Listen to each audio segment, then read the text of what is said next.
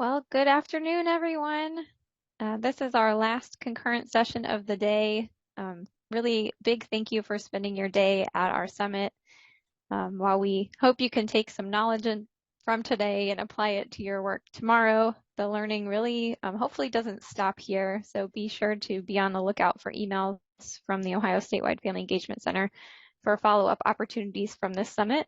And then to ensure that we have met your needs and follow up appropriately, after we finish the session, I'd love it if you would take our survey, which is, we just ask that you take one, even if you went to multiple sessions. So I'll share the link in the chat and then once again at the end. And thank you again for attending today, and please do stay connected to our team. Okay, and now without further ado, I'm going to start this session. So we are glad that you could join us on this day of professional learning about the joy and power in partnerships. My name is Meredith Wellman, and I will be this session's moderator.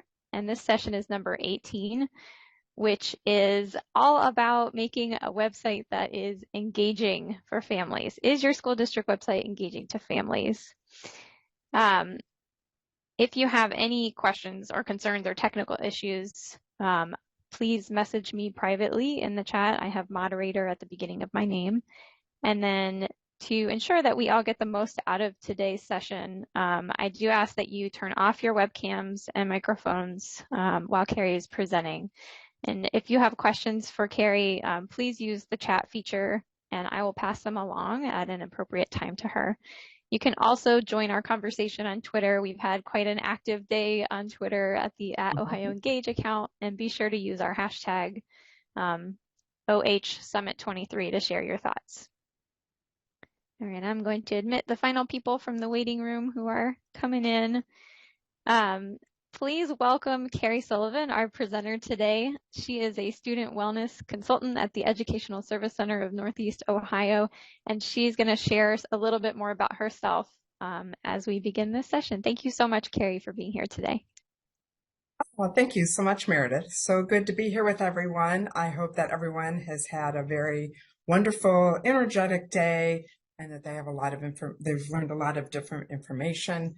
Let me just take a quick second to introduce myself. My name is Carrie Sullivan. I have had a wonderful career of 38 years in education that started out with teaching hearing impaired, continued with counseling, and back into some special ed, and then on to some family and community engagement work, which really for me has been like a full circle, because I do feel like for my whole career, I have spent a lot of time helping families find resources. And websites to me is one of the best things we can do. And with the technology we have nowadays, it really should be. Personally, I have two wonderful grown sons, and I have a set of boy-girl twins that are my grandchildren that are so much joy to me. But I thought, because I'm sure everyone else's brain is just about fried like mine is, this has been a wonderful day. But I thought if everyone could just close your eyes for 15 seconds, and I'm even going to do this too. And how about if we all just take like a deep breath in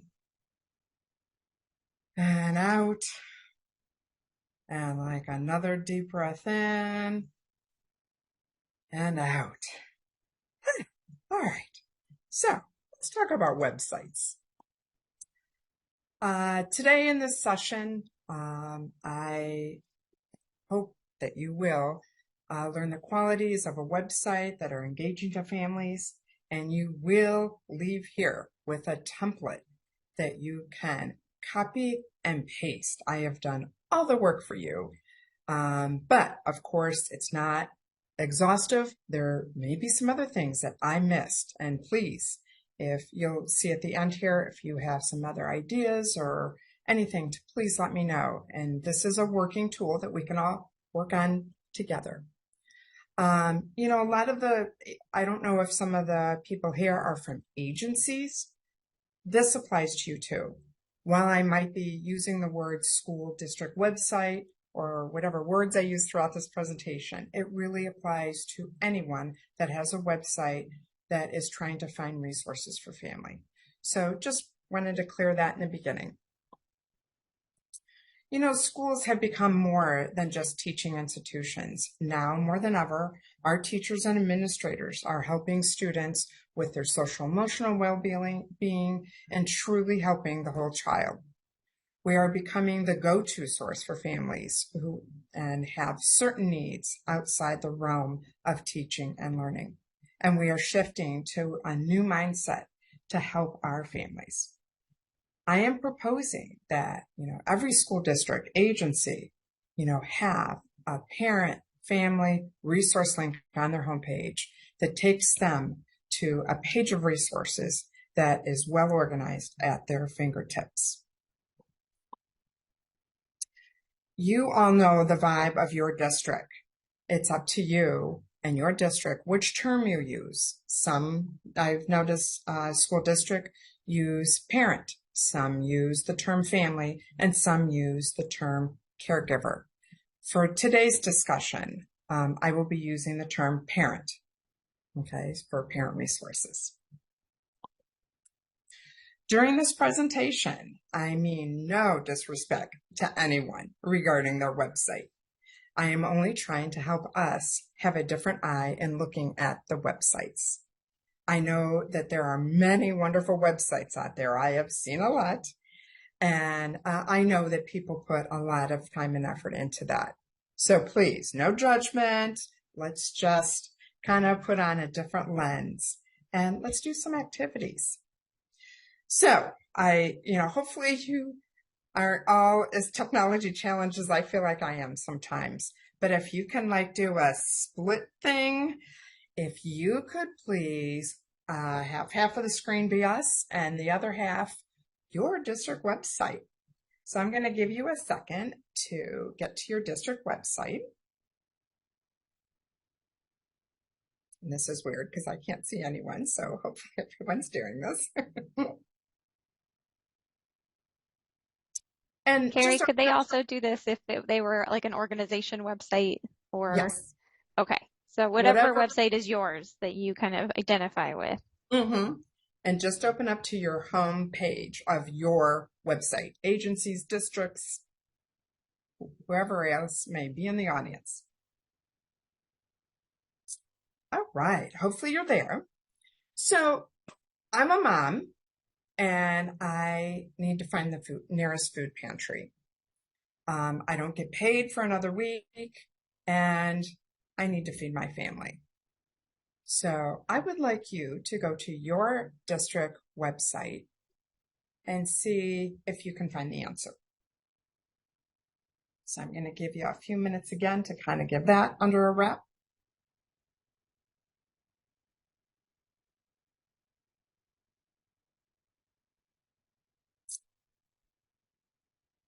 So while you're doing that, kind of see, one, did you find the answer? And then two, think about how many clicks it took you to get to that answer.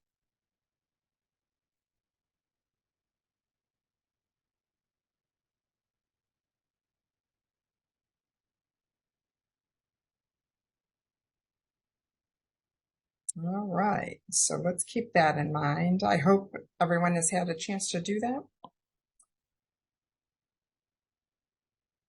So on your screen, if you could, where it has the reactions, if you could put your reaction and put a smiley face if you were able to find something, an answer to my problem of finding a food pantry within 2 to 3 links. Put a smiley in your screen. You know how you can do that from the, can we do that from, yes. Meredith, you seeing some good smiles?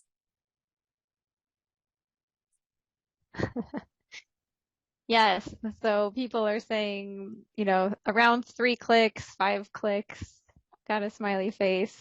It took me 5 clicks to find something at my local school district's website, but I did go to the wrong place first and had to backtrack a little bit.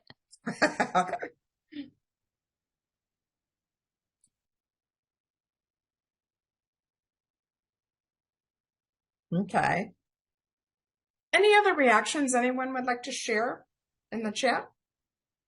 Denise said she didn't know if she would be able to find it from our website, so she was happy that she did. And Susie said 2 clicks if she searched for food, but it didn't show for food pantry. So the search feature can, be more or less helpful depending on exactly what you put into it. That's good to think about too. Mm-hmm. Angela said she went to a district and then she ended up at a city resources page on a different site and then she gave up on it. No Yeah, problem. That is that's a why real we're here thing. today. Fatigue with searching. Mm-hmm. Awesome. So not too bad, it seems like, right, Meredith? Yeah. Okay, awesome. All right, so let's keep this in thought. We'll get back to that. I guess what I'd like to know now is what is the purpose of your district agency website? What do you think the purpose is? So if you could put that in the chat. Boy, I'm keeping Meredith busy today, aren't I?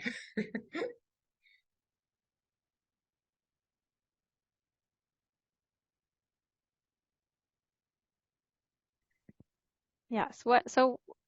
And all answers are acceptable. What is the purpose of a district website? Is it academic? Is it, um, what is the role? Are we trying to engage families in certain ways? Is it only for internal school people? Denise said to give families a place to find answers to their questions about the school.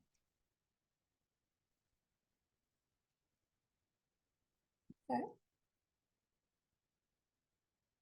Any others?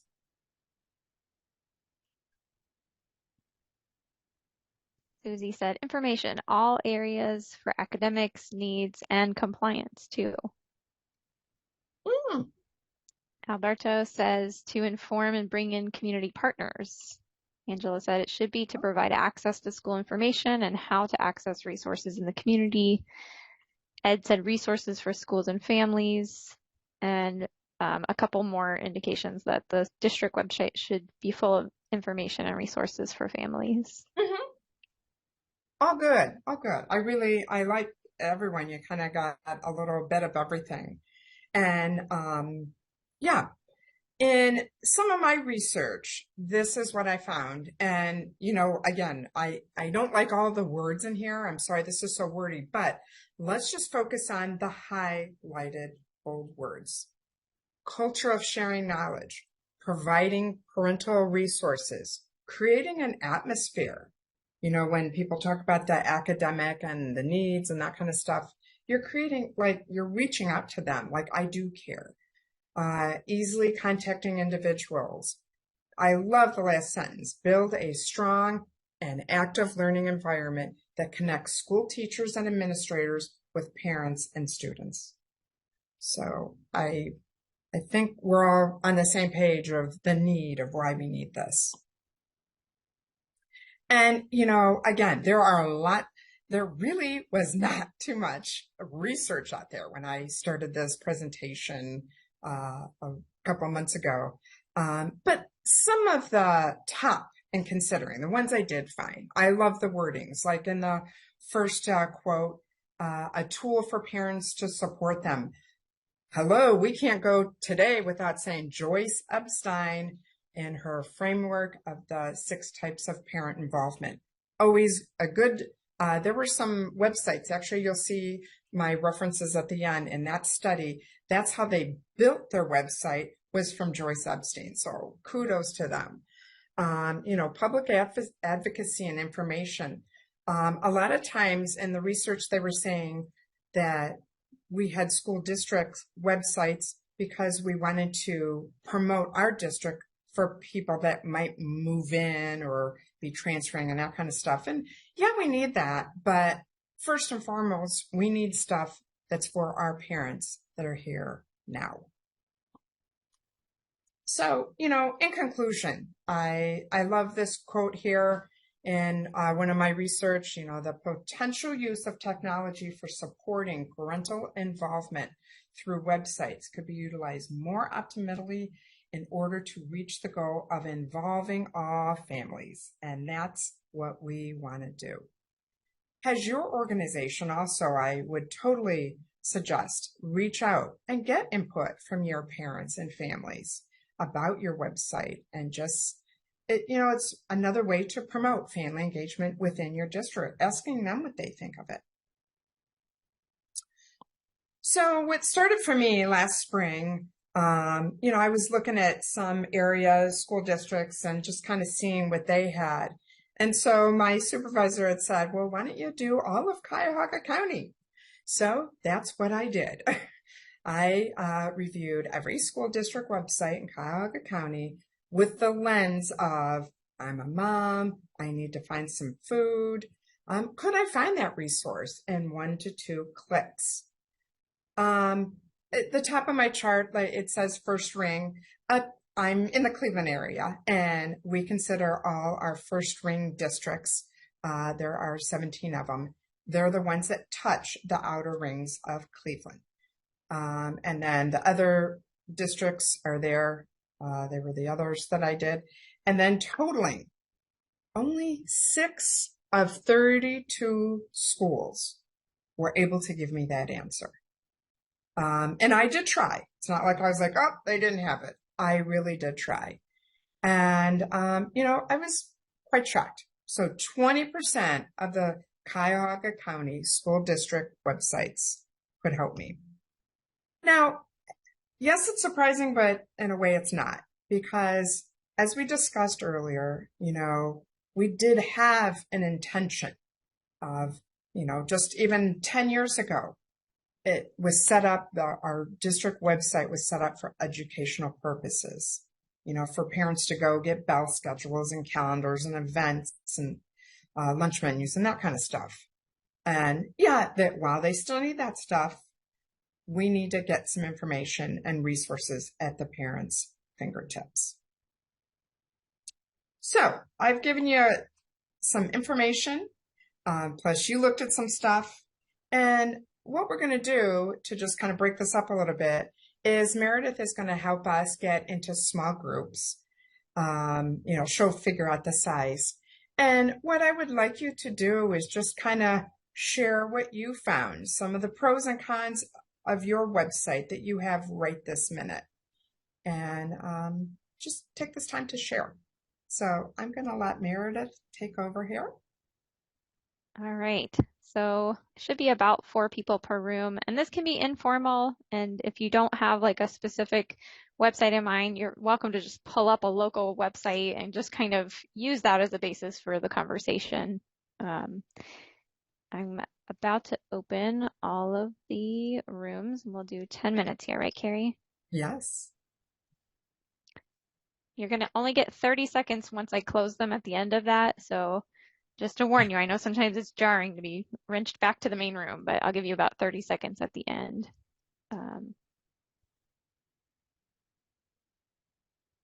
Sorry, just trying to click all the right buttons, so this is pretty seamless.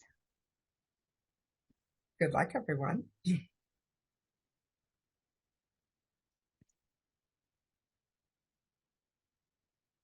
All right. I think they are off and away.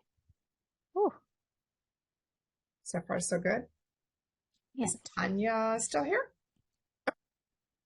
People might pop in and out a little bit as their internet allows them to join rooms. So far, so good? Yes. Okay. Going really well. Getting the energy, and I haven't even had coffee. Oh, that's I was afraid natural, to have it. Natural adrenaline, right? Yes.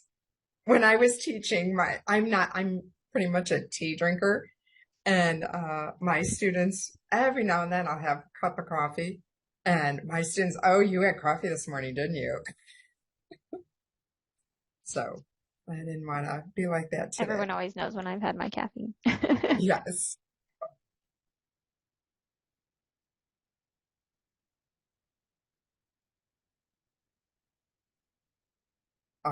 look at Greg with Brutus. Big game tomorrow.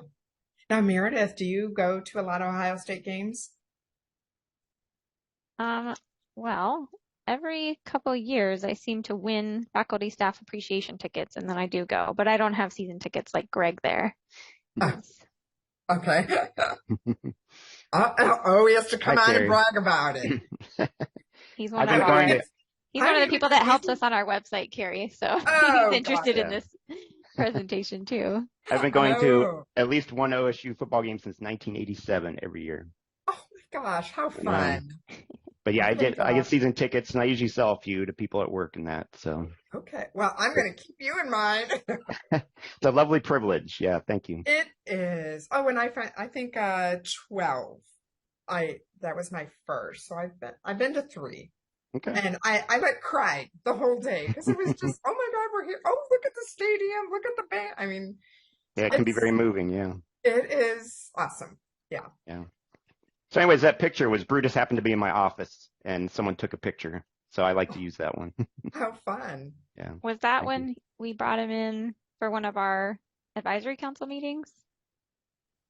Or was it a I different don't think time? it was that one. I think it was Oh, okay. something else. Yeah.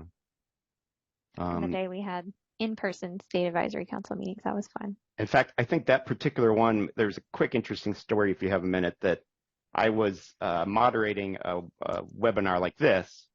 And so I had my text up on my screen. I didn't even see myself on camera.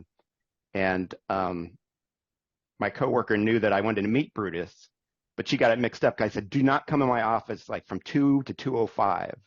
So she thought it meant come in your office between 2 and 2:05. So she let him in, and you can see him peer in my door while I'm on camera introducing the main person. And he's doing, this kind of thing, and he walks.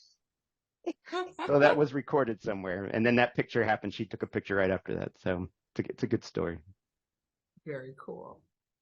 So, Greg, do you do the website just for the Ohio State Right Family Engagement or all of Ohio State or?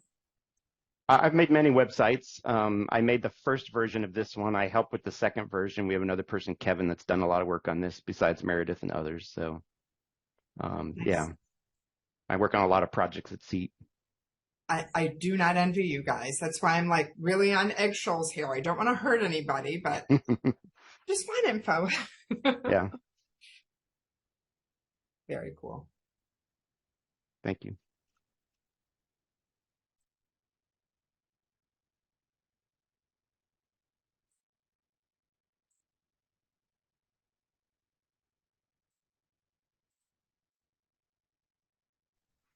There wasn't anybody in my breakout room, so I came back here. Oh, I'm so sorry. Is there anything you want to share with me? Any surprises you had on yours? No surprises, I think, is a district. We have lots of problems, though. We have a district with about 4,300 students, 2 high schools, 2 middle schools. I think our thing is deciding as a district to be consistent, and also to decide what goes on a website. Like when do you put a newsletter on a website? When do you use Facebook, Twitter, Instagram?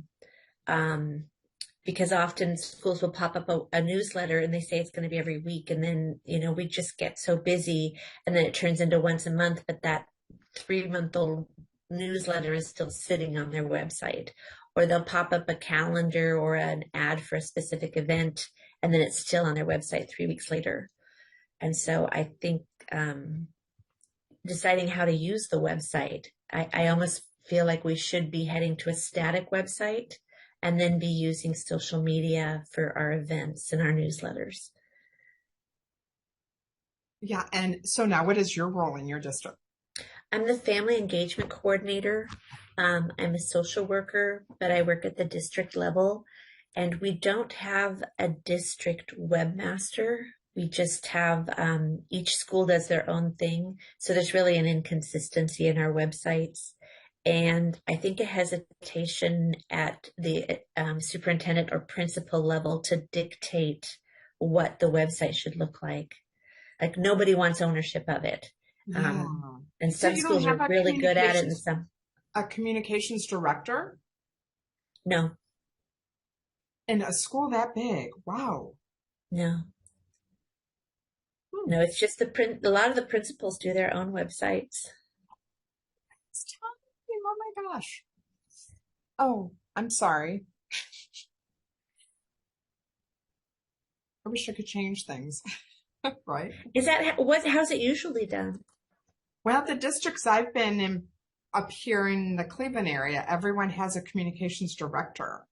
You have really big districts, so don't you? Yeah, but let's see. At Lakewood, yeah, what are they at? I wonder now.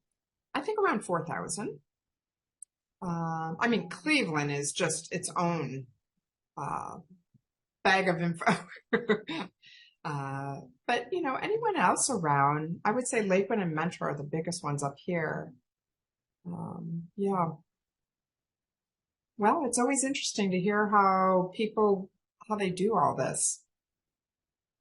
Yeah, we're very underfunded. We are in crisis, so the Oh, website isn't a priority. yeah, I can understand. Or you wonder if you could get like graphic printing parents, see if anyone would want to help or do that or. Well, and I think it just needs to go back as we need to decide what goes on our websites as a district and Yeah. keep them fairly static with just name, address, links to resources, and then not use them for our day-to-day communication. And Mhm. something else is like I'm 54, and I have an 18-year-old, but I don't think there's many parents older than me. And so you think of an elementary school parent, and they are probably between 22 and 40 at the most. And so most parents nowadays are fairly young. They use their phones, and they use social media more than websites. And so Mhm. that's kind of something I try to keep in mind, even from like the elementary to the high school level, is the parents' ability and how they're using a website, or how, they tend to be more social media driven, where I think people in their 50s are Facebook and website. Right. At least being conscious of how the website looks on a phone versus, is it compatible with a phone? I think is important to think about. Ooh. I never even, I don't think on any of my slides should I talk about that, but that's a good point too. Because you are right. When I was a face coordinator sitting with families and they're like, well, on the phone. And then when I saw their phone, I was like, oh my gosh, you're missing like half the information. Mm-hmm. So yeah, then I started inviting families to my office I'd show them on my computer then how to fill out forms or whatever it was we were doing. All right. I'm going to Mhm. close the rooms and people will be back All righty. in about 30 seconds, if not sooner.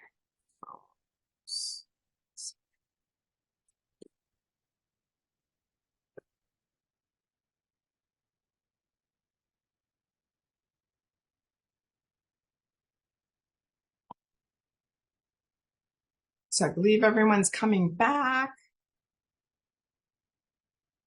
Yep, about 5 or so more seconds before they're all officially pulled back in.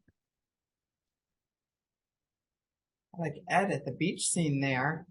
I wish I was really there. I know.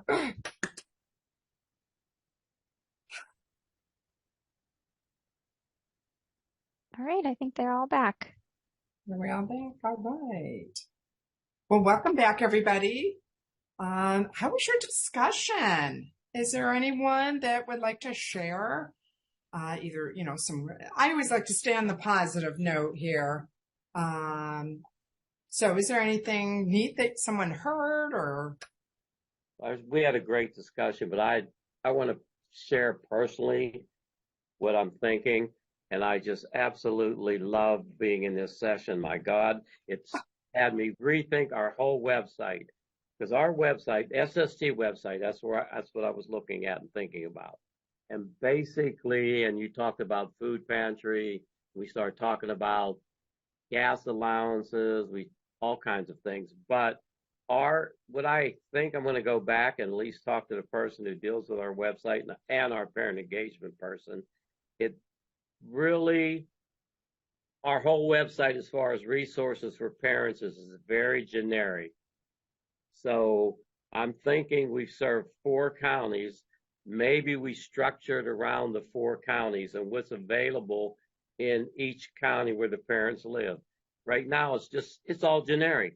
Here's a resource. But it's nothing that really says, hey, in Richland County, here's how you can get some bus transportation. In Richland County, here's where you can get some help with food. So I just think ours is just too generic, way too generic. That's it. I just think we have to rethink what we're doing. Yes. Thank you, Ed, for sharing that. I appreciate that. Anybody else want to chime in or put something in the chat? It's fun for me to see faces, so thank you.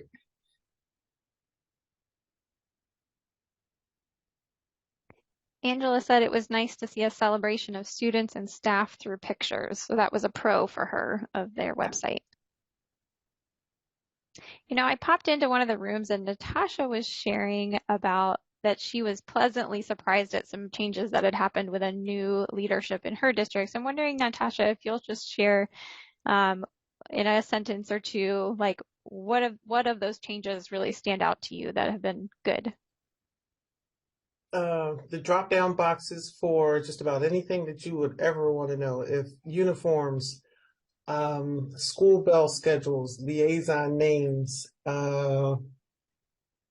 just about everything is it's kind of like a one-stop shop. You just go and you click on a families tab, and there's a drop-down for volunteering for just like I said, anything that you need to know. And again, I was really surprised when I saw it just because of all of the information being pretty much in one spot. Very good. That's nice to hear. All the information in one spot. Thanks. I know I kind of put you on the spot there, so I appreciate you popping in for a bit and telling us more. I'm here paying attention. Anybody else?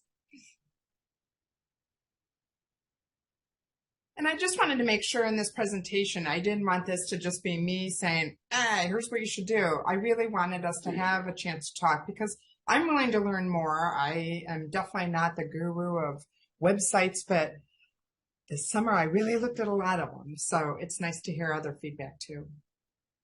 And in case anyone's curious, Natasha's from Philadelphia, so she put the URL to their website there.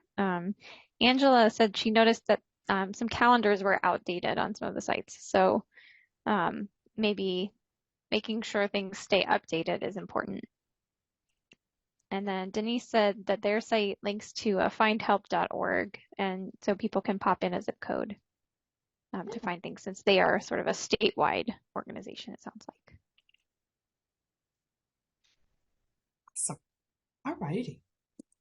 Well, let's just see. So, as I just said, I am not the guru of knowing it all, but from what I did in my research, I feel like these are the things that I would like to see happening in a district website. So let me just go through a couple slides here.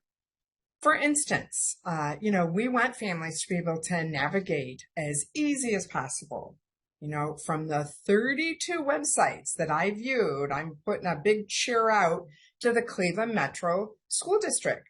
From their home page, see that big red circle? They had a link, parent resources. And again, this is where you're going to decide, is it parent, is it family, is it caregiver, whatever term works in your district, that's what you should have. Excuse me, one second. So I love that they had that. Now, my only note I'd like to say about that is I know, like it says, up-to-date information and resources to help your child's learning. I personally think short and sweet, information and resources. Done. So let's just make it easy on the parents. So, from there, here's an example here that when you click it, make sure everything's appealing. Now this one at Fairview, they had all the resources listed down. Now what I like about it is at least it's colorful and it's easy. And I clicked it from the district webpage to that page. So at least it was like that.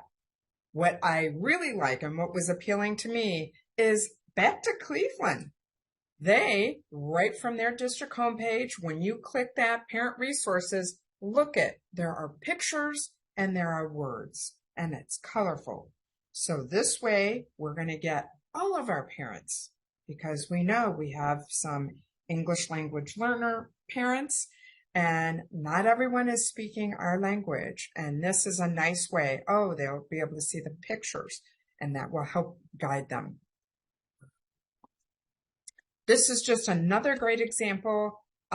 It's colorful, the buttons and the words and the pictures, and it just all goes together.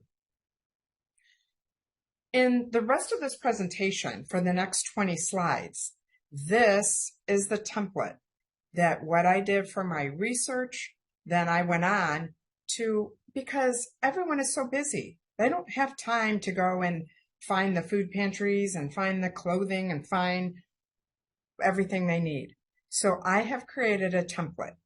So I'm going to be showing you slide by slide, and you will see at the end of this presentation, there will be like the document, and it's a Word document that where your district person, communications director, whoever does your websites, that hopefully they can just copy and paste and get that done. I wanted to make 2 points. One is that some of these resources may say Cuyahoga County, but when I went through this last week, because I wanted to make sure this was user-friendly for everyone that attended today.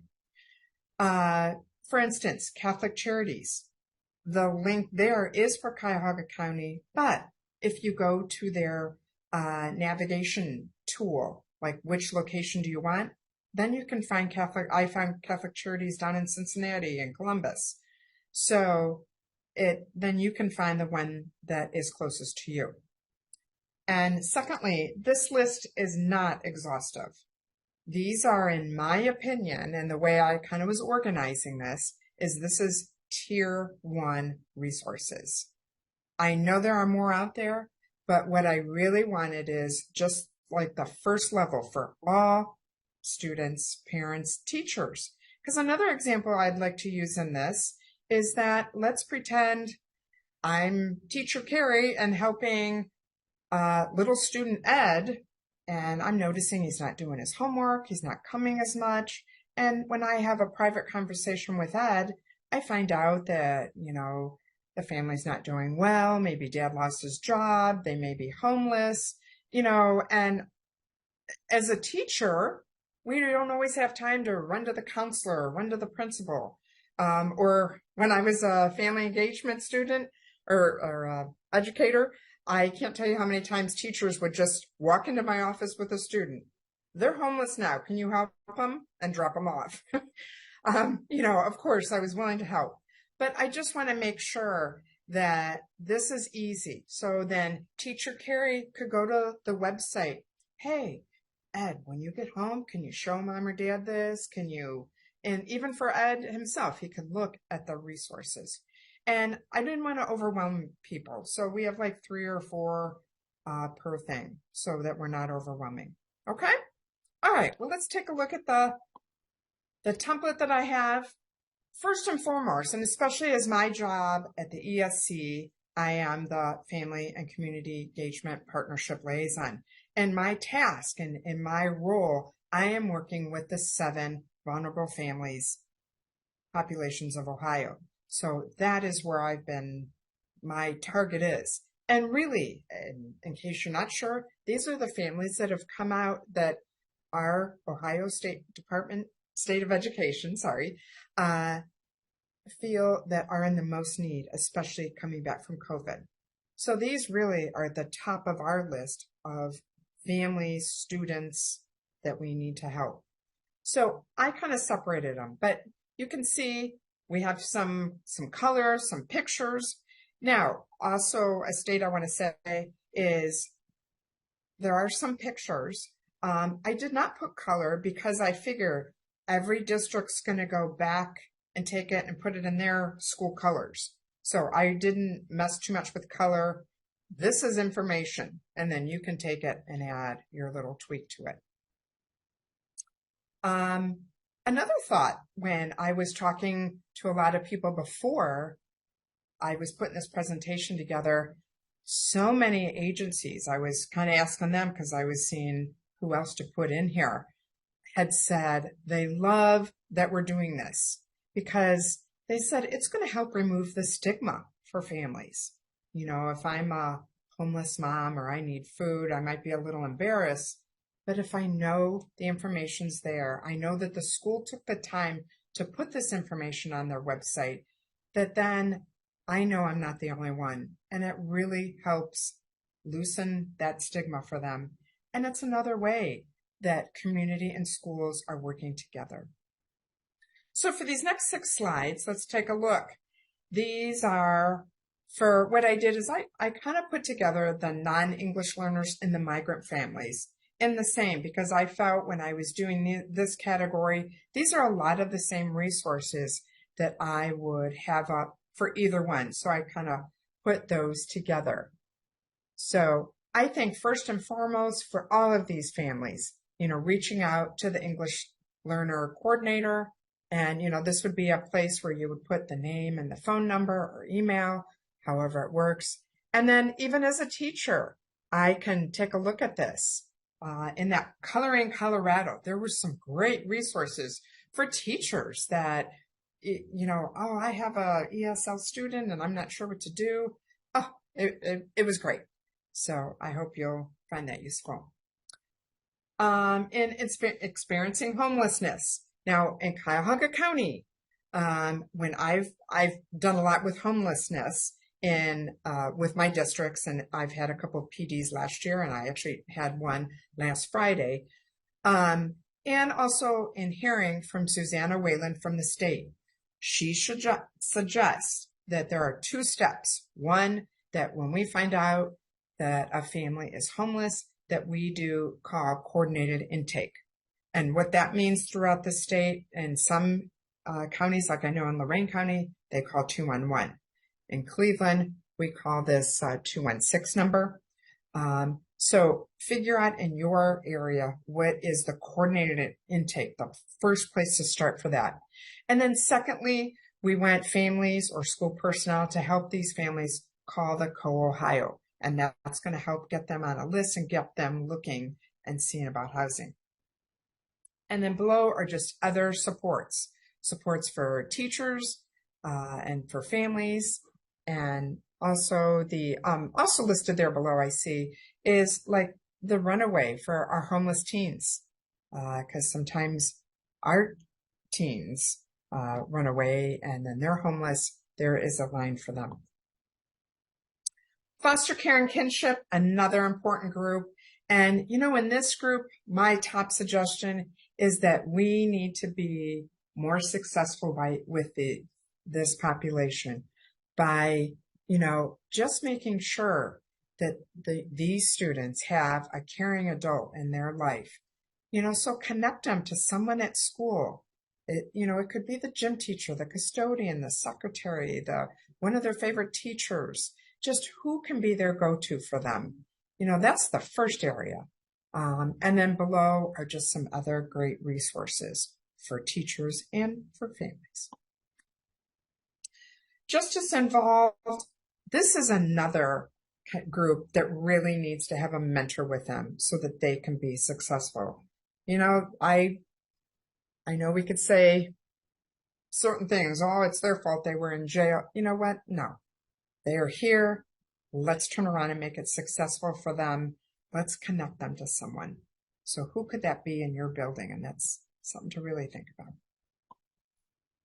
Military families, always important. I know in some areas of Ohio, you know, up in Cleveland, we don't have too big of a military population up here, but we do have some and enough. I know when I was at a small district a couple years ago. See the very last one, it says become a Purple Star school. I didn't know what it was, but you know what? I had a son in the Navy. My superintendent had a son in the Marines. And so he said, look into this. So I did. I went through, filled out the application, and we became a Purple Star school. And it was awesome because then it encouraged us. A couple times a year, we did something for, I think we had 8 military families in our little district. And, you know, at Thanksgiving, I had the one caring club that we had. I had them send little cards to all the students that had family that was in military. And the students just loved that. And then we had a big breakfast, and I believe that's April is military month. And we had a big breakfast for those family, and they really appreciated it. So it's nice taking the time for that. And then students with disability. Now, every district may be different, but being a former special ed teacher and from people I've heard, we have, like, I was a case manager each year to so many kids. I think my last year I had 17 kids, and they were like, I called them my babies. And they were the ones that I made sure if they were having trouble in a class or being sent to the office that they came and got me, and then I went and supported them in that way. So having them set up, and parents should know that. I know at the beginning of the school year, I made sure all 17 families knew who I was and to call me if there's any problem. And if they couldn't reach me, then yes, please move on to the coordinator or the director. Below here, oh my gosh, if you ever need some special help, of course I find this after I'm done teaching special ed, Live Special. What a great website to go to. Families, teachers, I need a camp. I need a speech therapist. It's all there. It's amazing. Just amazing. Carrie, is that, yes. like what region does Live Special cover? Is it all of the U.S.? Is it Ohio? Yes. Okay. All of the U.S.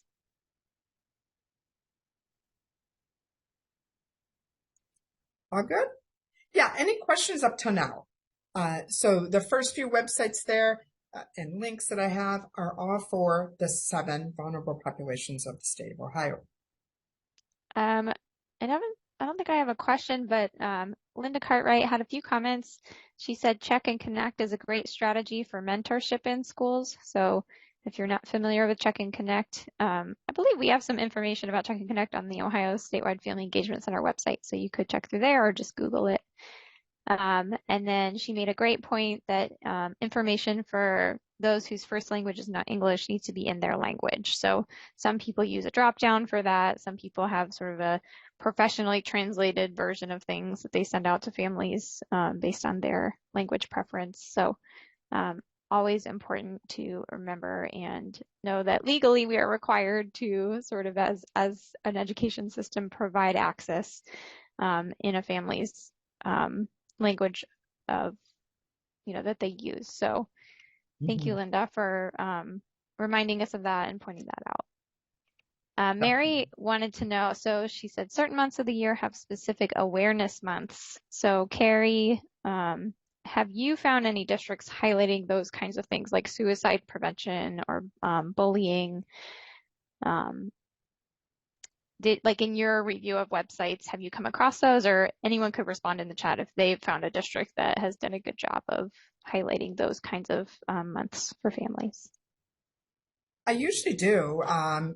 Yes, I have seen district websites. Like September we know is National Suicide Month and stuff.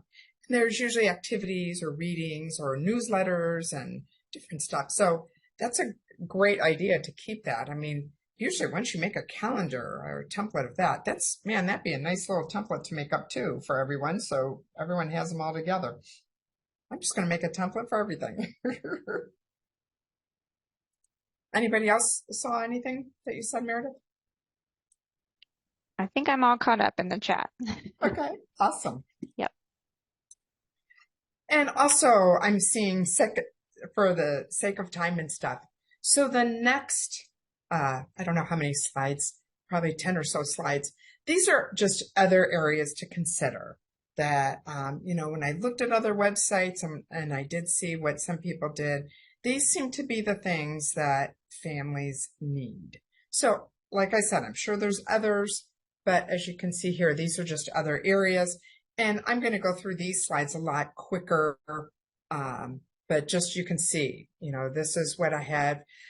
I think a lot of the hardest part for teachers, and what I've learned in my years, is they really don't understand child abuse and when to connect. And there is a guide in here that I thought was amazing. One for teachers and two for parents, because a lot of times think, if that gets reported, then what's going to happen to my family? And that article really explained things very well. So, I could go on and on about all of these, but again, some new to help when you have a student and their parents are incarcerated. There's some other support that needs to be there for those kids. Diversity, always a big topic. That PTA website was awesome. So please use that. Drugs and alcohol. I think trying to get especially our students, if I'm the teacher in this one, I would definitely, and I know in my past I have, help students find these groups for them. Early childhood, connecting for kids, help me grow. Oh my gosh. If you find out that someone is with child, it is awesome. Get them connected right away with Help Me Grow and all that they do. Food pantries. Now, oh my gosh, this was probably my favorite one that I found. Food pantry search. Why didn't I have that when I was a family engagement coordinator a couple years ago? I thought I died and went to heaven when I saw that one. My favorite tool I found. Grief and loss, a lot. I think at this point, I kind of put a lot for teachers, because a lot of times teachers, we have students coming back who have lost a parent or grandparent, and teachers are sometimes not sure what to do. Well, there's a little article. Carrie, Yes. Susie said sometimes she's contacted by organizations asking to be put on their website, and she's wondering, she's a little wary of those. And we get this a lot too as a statewide center. People come to us and say, hey, we think we're a good fit for your website. She tends to go towards the more trusted, larger organizations, and wonders if you have any advice about navigating, what is appropriate versus not. Are there any general tips on kind of how to review things for quality? I know that's a big question. Yeah, that is a big question. So when I was at my district and my communications director and I helped build ours, I tried to stay with things that are, and even for this, I tried to stick with statewide or national sites, not just littler programs. And then I know when we did get our site put up, I had 2 or 3 agencies come to me and say, I'd like to be on your website. You have these other, I know the one I think what we did is just kind of used a generic answer and said back to those 3 that approached us, thank you for your information. We will take it and we will see if that is a good fit for our district. Something that we've done, hopefully you don't mind if I jump in here, please. is a lot of times we will rely on some people at Ohio State with an expertise in a certain area. So if the resource is related to family financial literacy, for example, we'll bump it to our contact in that area and say, what do you think of this? And so it just helps to have that kind of broader network. So maybe if there is a person within your district or your community that's kind of an expert in a certain area, or even an organization that has a similar mission, you can say, what do you think of this? Do you think this is a quality resource to direct families to? And then we also look at how they're funded to get a sense for what's their angle? Are they just trying to sell people something? Because if so, that's really not tied to our mission. We try and avoid promoting pay for things. So that's some of the things that we do just to make sure that our website is maintained as a place where people can go for like free resources to support them, and they don't feel like we're trying to promote a certain business, if that makes sense. Love that. Thank you for jumping in with that. I would totally agree. Low income internet utilities. A lot of times, I know when COVID hit, my job as a phase coordinator is we had 30 families, because it was a smaller district, without internet, and I had to find it. Thank God I, jumped to the computer and found, and yes, I found a cable company that was willing to work with me and all my families. And within 2 weeks, we had everybody online. So yeah, this is also good. LGBTQ. What I did on this one, and again, I tried to say this is tier 1. This is what is going to help teachers and families. And so that's why I use the 3 websites that I have there. I know there's a lot more information, but I tried to stick 3 or 4, and I tried to stick tier 1. What will help all? Medical care source in Ohio Department. Mental health. This was a hard page to do because I know we could go on for hours. And there is a lot out there, but I think the number one thing to definitely present in our websites is, first of all, families, go to your insurance provider, see what they can do for mental health. Do they have stuff? Now, unless in crisis, that's why I like that these 2 here, the mobile crisis and the National Suicide Hotline, that should be right out there. Because if it's a crisis, boom, you want that information right away. Make sure that they're front and center. Then some of these others are great resources that you can critique to your area. Well, Carrie, we are getting close to the end of our time. We've got a few minutes left, so maybe 1 or 2 more minutes, and then I will close us out. Just wanted to give you a little time warning. Thank you so much. And you know what? I'm right there at the end. I'm seeing.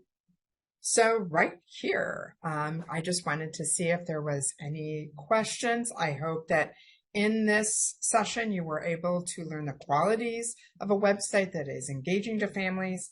And I hope you're going to leave here with some good material that is helpful to you.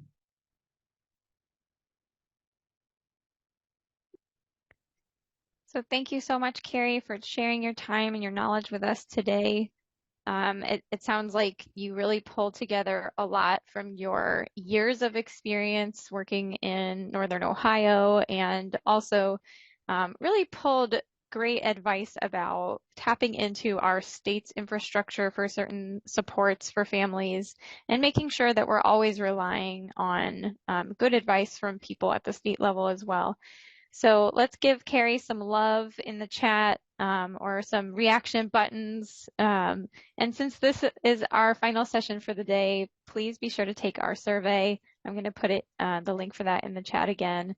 The survey is going to be used to administer contact hours certificates. So it's critical that you take the survey if you're seeking credit for today. And if you're not, there's still a bunch of sort of just reflective questions so we can get a sense for your experience today. And just a final word, I know not everybody uses Twitter, but it is honestly a great way to keep up with what our team is doing and the new resources that we're providing. So be sure to follow us on Twitter and join our news and guidance subscription as well.